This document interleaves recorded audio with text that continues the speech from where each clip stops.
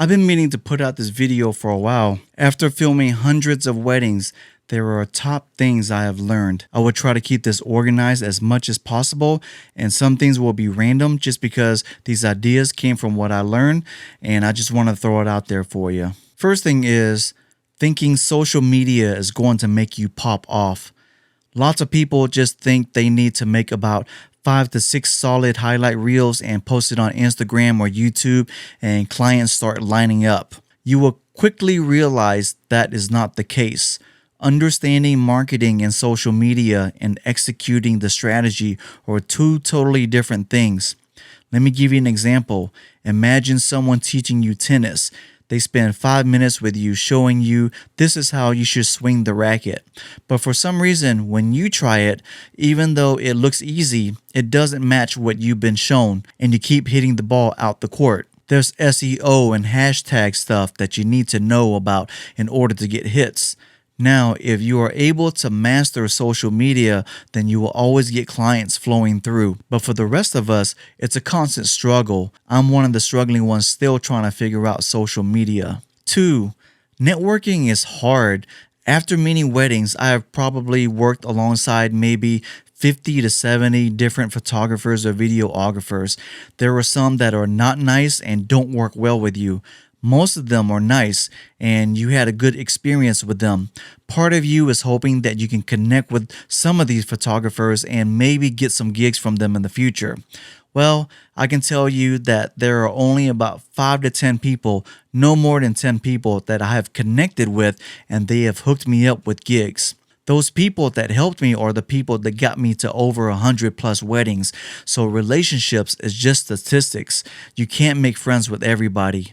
But you have to always be ready and aware of trying to connect with people, and pray you get lucky someone likes you enough to want to call or message you asking if you are available or want to take a gig. 3, at the early stages of learning how to film weddings, you are going to overshoot, which means when you are editing, you are going to end up scrubbing through most of that footage and hurt yourself over it. Scrubbing through all that footage is time consuming. I will tell you from experience, once you get decent at editing, I will tell you my tips that speeds up the workflow. Let's say you had the song picked out. The biggest mistake is to start chopping up that footage to match the music. At first, that sounds weird for someone to say that because most likely you're going to have to edit to the music. That's true, but doing it immediately at the beginning slows down the process. What you should do is have your music ready, then all that good footage, you start chopping it up from clips 1 to 200, whatever the number is. Go in sequence, start chopping up only the clips that you care to use. That way, you're only focused on find the clip, chop it, find the clip, chop it, find the clip and chop it. By the end of the process, you will have about, let's say, 10 to 15 minutes of scattered clips you can use. It's all scattered, but in sequence. Now you have a strong foundation of the clips you want to use. Now you can start plugging them in and moving them to the beat or to the music and storyline. And you will realize with experience that your early days of scrubbing through all that footage was unnecessary. You will see that all you need is the meat and potatoes versus you feeling that you had to go through all that footage. Because you don't. Remember, this is just highlights. Unless it's a vital clip that they urgently want, most couples won't know what you did not put into their highlight. And when you send their first version, they will tell you, hey, there's this one thing that happened. Can you plug that into the video? Then you can re-edit it and send them the revision, and most likely they will be happy with it. Another big part of editing that has helped my workflow immensely, this has sped me up probably 50 to 60%. So if something takes me 10 hours, is now cut down to about 5 to 6 hours. Multiply that by many projects and hours, that is a big improvement. The Stream Deck. I will show you a clip of what mine looks like. All the shortcuts and things I use over and over hundreds and thousands of times is now on the Stream Deck. So instead of doing tiger fingers, Control Shift X, or some other crazy shortcut keys, I just press my deck button and it does it automatically. When I did slow motion, I used to drop down the menu, scroll down to slow speed, click on the speed, then enter in the speed rate that I wanted.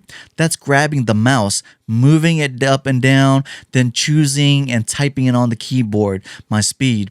Now I have all my favorite speed settings on the deck, and I click on the clip and I hit the button and it changes it for me.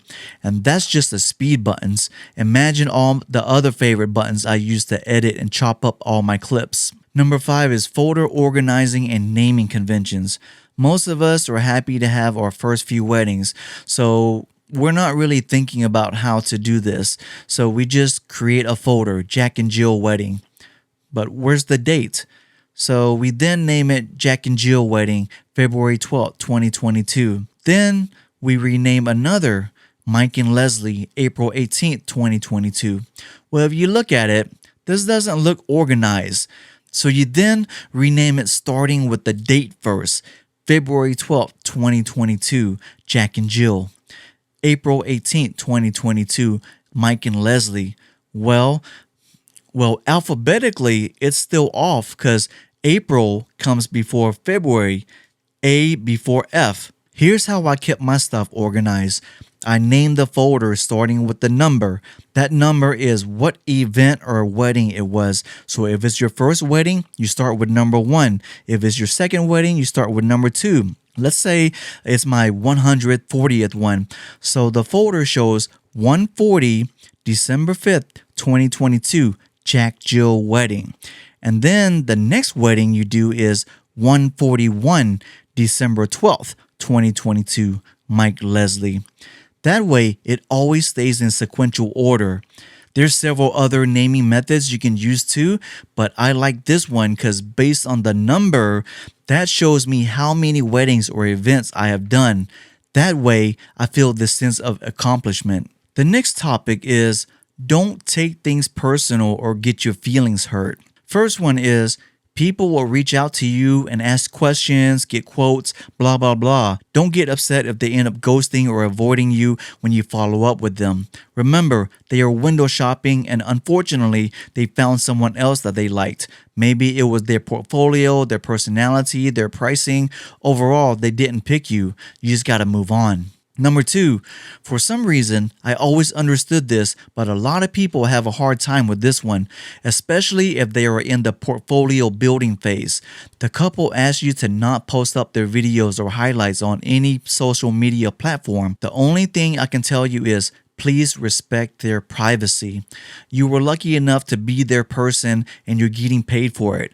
Who cares if it's on social? Make your money, enjoy gaining the experience of shooting the wedding, deliver the product, and move on. If you're really desperate for a reel, you can post it up on YouTube on unlisted or private.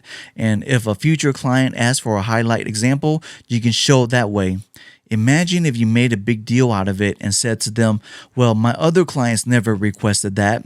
Well, guess what? You're going to lose them as a client. You didn't make any money. And on top of that, they're going to tell their friends and family how difficult you were about the request. The next topic is things you need to bring with you. Originally, when I was first shooting for people, I would just bring a backpack, one camera, a gimbal, and SD cards, and batteries. But nowadays, it's tripods, light stands, lights, drones, and all sorts of stuff. Number 1, first thing you need to do is buy UV glass protectors for all your lenses. All it is clear glass that goes in front of your lens, like an ND filter, except it's clear. One time I filmed something and something busted and hit my lens and it scratched it up. So it cost me $300 to get it repaired. Well, if I spent $20 and threw on a UV filter glass on it, then I would have saved me lots of money and time dealing with it because I had to ship it out and it took like a few weeks. Then there was this other time when I was filming people dancing. This one guy was dancing with his hands up and his watch smacked right into my lens and scratched it up. Luckily, that time I had a UV glass on it and all I had to do was replace it. Second thing you want to get is lights. It doesn't matter if it's a cheap panel lights or cheap spotlights. Some of those venues inside is dark. So when you're filming them doing their first dance, it is not going to look good. Imagine not having lights for an outside venue when they do their first dance. They are not going to have nice things to say about your quality. Another light you need is a mini portable one like this. I use this when filming the open dance floor dancing. When you're in the crowd and there's no light, it's going to look grainy and going to be hard to tell who is in the highlight reel. When people see the dancing part, they want to see, oh, there's Mike dancing all crazy. Let me show you an example of what no light and portable light looks like when filming them dance. I have made the mistake of not bringing the mini light, and filming people was just an ugly experience. So the next thing is get you some wipes. I know most of us feel like we're always keeping our lenses clean, but I've shot several weddings and there were spots all over. Maybe it was from rain or it rubbed on something, but you don't want to film all day and then go edit and find out 80% of your footage has ugly spots in the clips. It has happened to me and it's happened to some of my friends. One of my friends sent me an event to edit. I turned it down when I saw the footage because the spots were too ugly and I didn't want to put my name on it.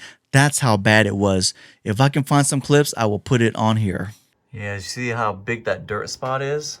Look at that right there. Big dirt spot. Everywhere you move, that dirt spot moves. And then that one too. And then you see a little bit spottiness right there. But yeah, a little bit of spotty right there too. But it's everywhere, dude.